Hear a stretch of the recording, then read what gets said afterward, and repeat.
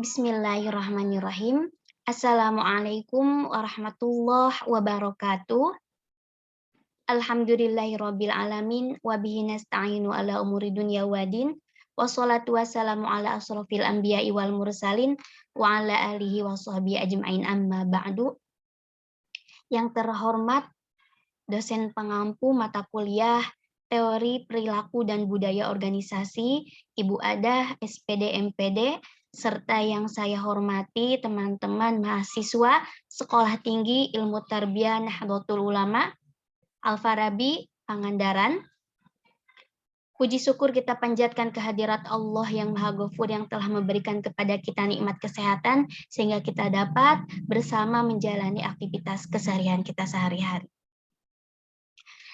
Perkenalkan, kami dari kelompok 3 orang yang mana saya sendiri sebagai moderator dan nanti ada pembicara juga, saya namanya Alfi Nur Zakiyah dengan NIM 11501119139 dan ada rekan saya nanti pembicara yang kedua ada Siti Fatimah dengan NIM 11501119065 dan yang ketiga ada teman saya Vina Gustina Ardiani dengan NIM 11501119148.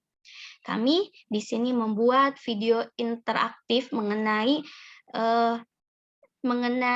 dampak COVID-19 terhadap budaya organisasi yang mana kami pilih yaitu organisasi yang ada di pendidikan. Sebelumnya saya akan membacakan dulu pendahuluannya terlebih dahulu. Penyebaran virus corona ini mulanya sangat berdampak pada dunia ekonomi yang mulai lesu. Akan tetapi kini dampaknya juga dirasakan oleh dunia hukum serta pendidikan.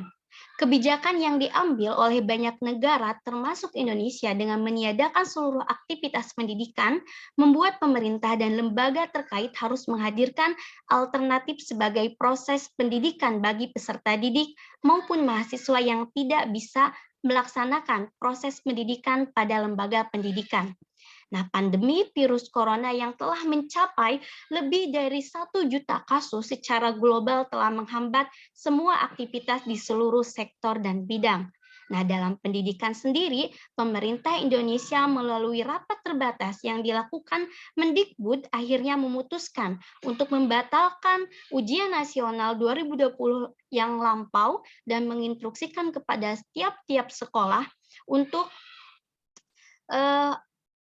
melakukan pembelajaran atau kegiatan online termasuk universitas dan lembaga pendidikan yang lainnya sebagai mengganti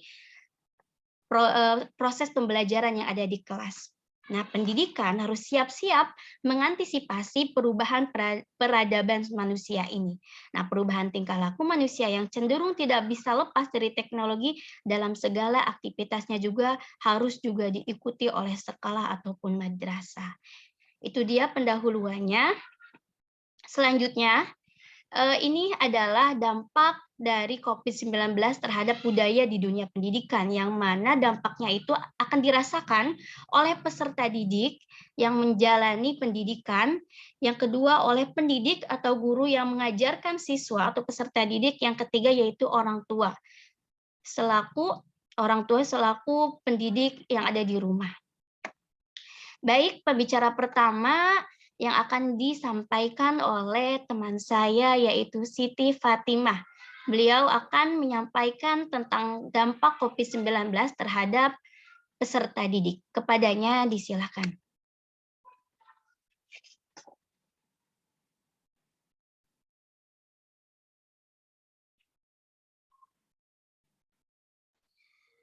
Assalamualaikum warahmatullahi wabarakatuh. Waalaikumsalam Di sini warahmatullahi wabarakatuh. Saya akan berbicara sedikit ya tentang dampak COVID-19 terhadap peserta didik. Ada beberapa dampak yang saat ini dirasakan oleh para murid dengan adanya pandemi. Mereka seakan-akan dipaksa untuk mengikuti kegiatan belajar jarak jauh dengan sistem sarana dan prasarana yang tidak memadai di rumah. Pelaksanaan program pembelajaran daring perlu mempersiapkan berbagai fasilitas pendukung, Dan tanpa persiapan yang memadai akan sangat mempengaruhi kualitas dan hasil belajar. Untuk peserta didik kelas 1 sampai kelas 5 mungkin masih membutuhkan bantuan orang tua ya, untuk mendampingi pembelajaran, minimal dalam mempersiapkan media pembelajaran seperti smartphone ataupun PC dalam sebelum dan sesudah pembelajaran daring berlangsung, sehingga peserta didik dapat mengikuti pembelajaran dengan baik. Terus tidak adanya pengalaman dalam melakukan pembelajaran jarak jauh itu secara online karena setiap harinya dalam keadaan normal, para murid terlalu lama diliburkan atau dirumahkan. Selanjutnya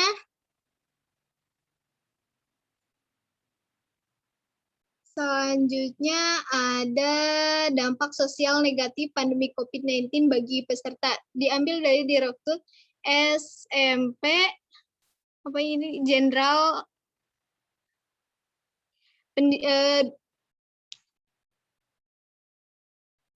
Direktorat Jenderal Pendidikan Anak Usia Dini. Direktorat Jenderal Anak Usia Dini ya. Di sini yang pertama ada potensi dampaknya itu adalah putus sekolah.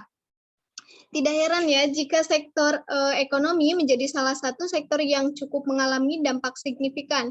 Hal ini itu dikarenakan banyaknya orang yang kehilangan pekerjaan dan penghasilan. Jadi tidak jarang jika orang tua yang lebih memilih anaknya itu berhenti sekolah dan memilih memperkerjakan anaknya untuk membantu perekonomian keluarga akibat krisis ekonomi yang terjadi. Yang kedua ada penurunan capaian belajar. Jadi salah satunya adalah keadaan sosial ekonomi.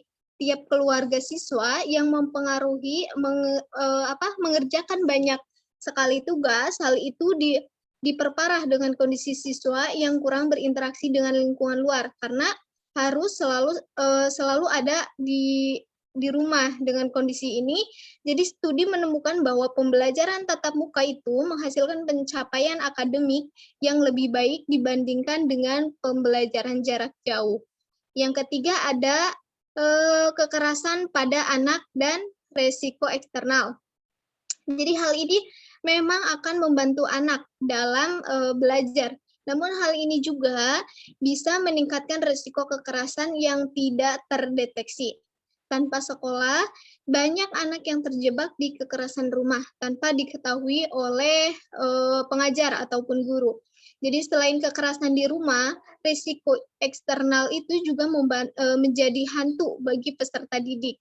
Ketika anak tidak lagi datang ke sekolah, terdapat peningkatan risiko untuk pernikahan dini, eksploitasi anak, terutama perempuan, dan kehamilan di kalangan remaja. Itu dampak sosial negatif pandemi COVID bagi peserta. Mungkin itu yang bisa saya paparkan. Selanjutnya oleh rekan saya. Terima kasih saya ucapkan kepada teman saya, Siti Fatimah. Luar biasa sekali ya dampak dari COVID-19 ini terhadap dunia pendidikan, apalagi bagi peserta didik. Mudah-mudahan pandemi segera berakhir dan aktivitas pembelajaran dapat terkendali lagi dengan baik. Selanjutnya, ada penjelasan mengenai dampak dari COVID-19 terhadap guru atau tenaga pendidik. Kepada teman saya, Vina Gustina Ardiani, kami persilahkan. Bismillahirrahmanirrahim. Assalamualaikum warahmatullahi wabarakatuh. Di sini saya akan memaparkan mungkin pengalaman dari seorang guru yang harus mengajar di masa pandemi akibat dari pandemi COVID-19 yang sudah sudah memasuki Indonesia dari tahun 2020 ya, yaitu dampak bagi guru itu sendiri yaitu dirasakan oleh semua para guru di Indonesia, yaitu salah satu dampaknya itu para guru harus menyesuaikan dengan teknologi dalam sistem pembelajaran yang ada. Nah, kemudian para guru pun harus ekstra keras membuat laporan hasil pembelajaran online-nya secara daring pula, yang dimana itu akan sedikit membuat mereka kesulitan. Nah, selain itu, dampak lain yang dirasakan oleh para guru adalah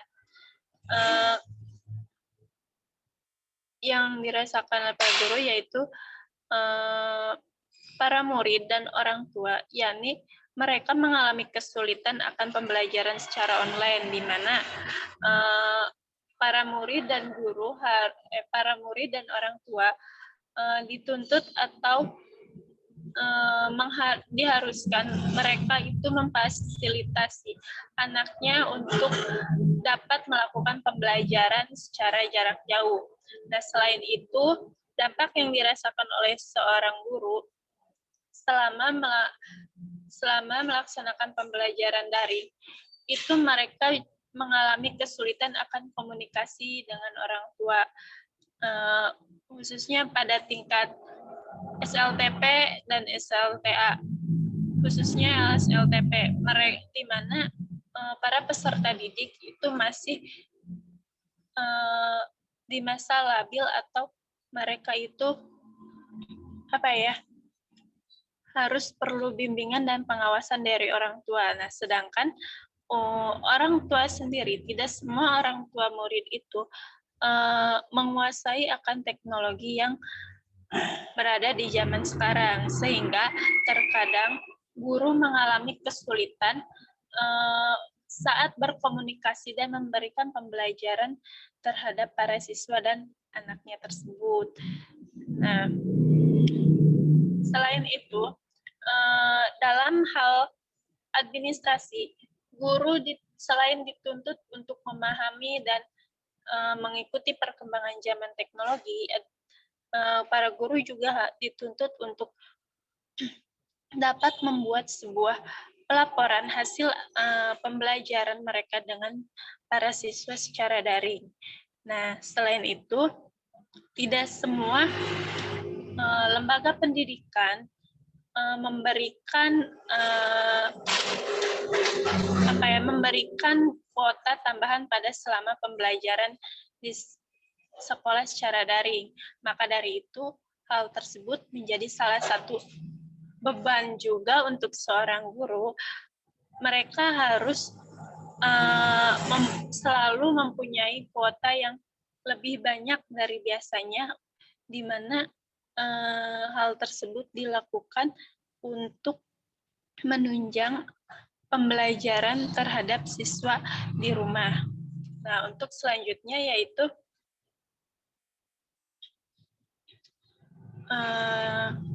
dilansir dari Universitas Gadjah Mada Fakultas Kedokteran, Kesehatan Masyarakat dan juga Keperawatan, banyak kendala yang dihadapi oleh seorang guru, orang tua, dan anak selama pembelajaran jarak jauh. Nah, yang dialami oleh seorang guru yaitu guru mengalami kesulitan mengelola PJJ atau pembelajaran jarak jauh dan cenderung fokus pada penuntasan kurikulum yang ada di sekolah. Nah, yang kedua, waktu pembelajaran berkurang sehingga guru tidak mungkin memenuhi bahan jam mengajar.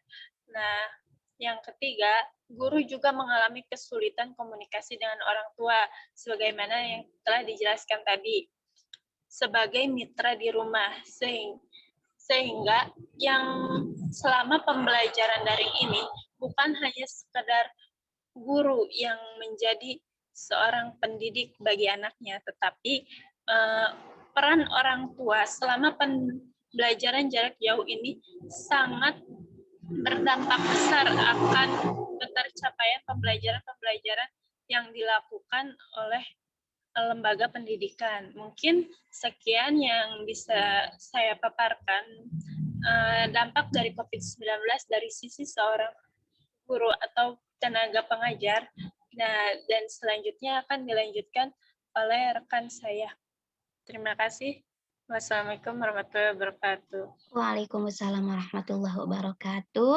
Kami ucapkan terima kasih kepada teman saya Vina Gustina Ardiani yang telah memaparkan bahwasanya dampak COVID bukan hanya kepada peserta didik, kepada guru ataupun tenaga pendidiknya pun ada kendala yang dihadapi tersendirinya. Selanjutnya yaitu pemaparan mengenai dampak COVID-19 terhadap budaya pendidikan, yang mana ini dalam perspektif orang tua yang akan dijelaskan oleh saya sendiri. Nah, begitupun dengan yang dirasakan oleh orang tua, bukan hanya peserta didik, bukan hanya juga pendidik ataupun guru. Dampak yang dirasakan oleh orang tua ini adalah bertambahnya biaya untuk pembelian kuota internet. Yang tadinya sehari-harinya tidak ada tuh tambahan biaya kuota internet, hanya pas-pasan untuk kebutuhan makan sehari-hari ataupun biaya listrik dan lain sebagainya. Ini harus dibebani dengan tambahan biaya, yaitu berupa kuota internet. Nah, perlunya jaringan internet dengan koneksi jaringan yang stabil membuat para orang tua semakin rumit dalam membimbing anaknya dalam proses pembelajaran online. Nah, dengan harus memberikan kartu yang berkualitas agar jaringannya lancar, ditambah dengan kuota yang cukup besar, karena penggunaannya mencapai waktu berbulan-bulan, bukan hanya 1 minggu, 2 minggu saja, orang tua pun mengkhawatirkan anaknya akan kehilangan semangat belajar dan lupa akan pelajaran yang sudah diberikan pada saat sebelum adanya pandemi COVID-19 ini. Nah, tidak hanya itu, ada beberapa orang tua yang terpaksa juga membelikan dahulu fasilitas berupa gawai ataupun handphone pembelajaran dengan harga yang cukup mahal. Untuk apa? Untuk penunjang pembelajaran si anak, karena si anak kasihan pembelajaran online orang lain menggunakan gawainya sendiri, sehingga orang tua ada yang memaksakan diri untuk membelinya terlebih dahulu, sampai harus menyisihkan sebagian besar dari penghasilan mereka. Nah, ada sebagian orang tua yang menganggap itu adalah hal yang wajar karena situasi dan kondisi yang seperti ini, dan ada pula yang sangat terbebani dengan permasalahan ini.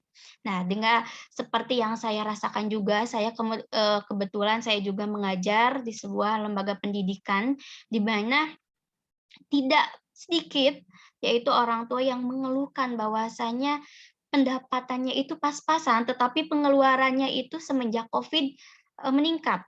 Ya, kan COVID itu menyerang ekonomi juga, ekonomi pekerjaan mulai menurun, gaji mulai menurun. Ini pengeluaran juga harus membengkak, karena apa? Karena harus ada kuota internet ataupun kartu yang memadai agar pembelajaran ini dapat terlaksana dengan lancar. Begitu. Itu adalah dari beberapa dampak yang dirasakan oleh orang tua. Selanjutnya juga, ini ada saya temukan dalam kompas.com, yaitu situs berita, yaitu tentang hasil survei berikut 3 masalah orang tua dalam dampingi anaknya BDR, belajar dari rumah. Yang saya lansir dari kompas.com ini adalah hasil survei dari Tanoto Foundation terkait pembelajaran jarak jauh yang mana diikuti oleh 332 kepala sekolah, 1.368 guru, 2.218 siswa, dan 1.712 orang tua, yang mana yang menemukan 3 masalah utama. Tentu masalah itu dihadapi orang tua dalam mendampingi anaknya selama belajar di rumah atau BDR pada masa pandemi COVID-19.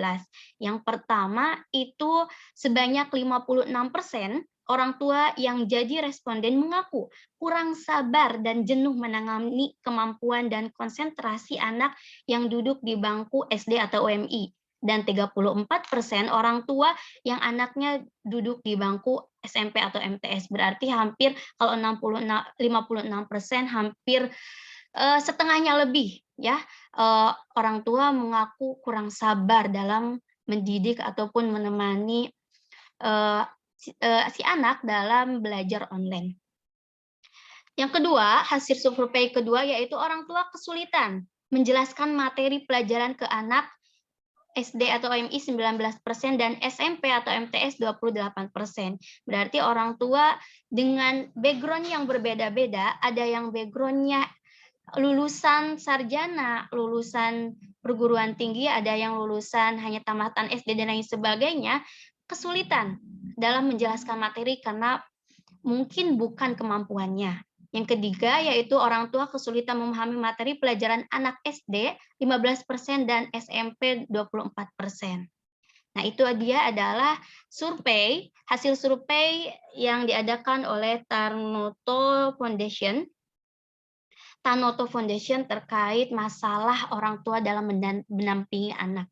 Berarti banyak permasalahan-permasalahan yang dihadapi oleh orang tua juga, yaitu tentang susahnya menjelaskan pelajaran kepada anak, terus tidak kurangnya penghasilan yang mengharuskan pembelanjaan itu membengkak dan lain sebagainya.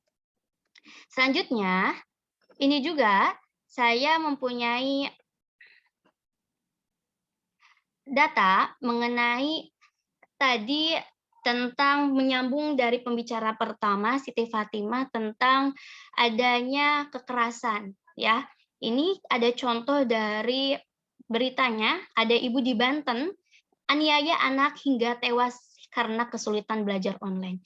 Ini merupakan bukti yang sangat miris sekali, bukti yang nyata bahwasannya pandemi COVID-19 terhadap pendidikan itu sangat berdampak negatif. Karena apa? Menurut berita yang saya baca ini, ibu yang ada di Banten ini kesulitan belajar online, anaknya mungkin susah untuk diarahkan, karena tidak terbiasa nih orang tua mengajarkan anak, hanya menitipkan anak ke sekolah saja. Dikala belajar online, orang tua harus mendampingi, harus mengajarkan anaknya secara terus-menerus, ya. Terus ibunya itu tidak mempunyai background dalam mengajar, tidak sabaran seperti survei yang tadi bahwasannya orang tua 56% orang tua itu tidak sabaran dalam mengajar anak. Alhasil yang terjadi adanya tindak kekerasan. Yang mana tindak kekerasan yang ada di berita ini yaitu si ibu itu yang pertama mencubitnya dulu, yang kedua lama-lama menggunakan alat, yang terus selanjutnya menggunakan tangan secara keras. Awalnya itu tidak langsung meninggal, lemas. Setelah itu karena mungkin ditemukan oleh si orang tuanya yang kan ibunya, berarti bapaknya melihat kenapa ini anak lemas terus mau dibawa ke puskesmas, ke rumah sakit, di jalan menghembuskan napas terakhir. Berarti ini bukti yang nyata bahwasanya dunia pendidikan tidak baik-baik saja karena akibat dari pandemi COVID-19 ini. Itu dia penjelasan mengenai dampak-dampak yang ditimbulkan dari COVID-19 terhadap budaya yang ada di organisasi pendidikan. Selanjutnya saya akan membacakan kesimpulannya, yaitu dampak yang dirasakan oleh para murid tentang proses sistem pembelajaran jarak jauh secara online, diantaranya dari segi fasilitas penunjang dan keterampilan serta pengalamannya dalam mengikuti pembelajaran secara online.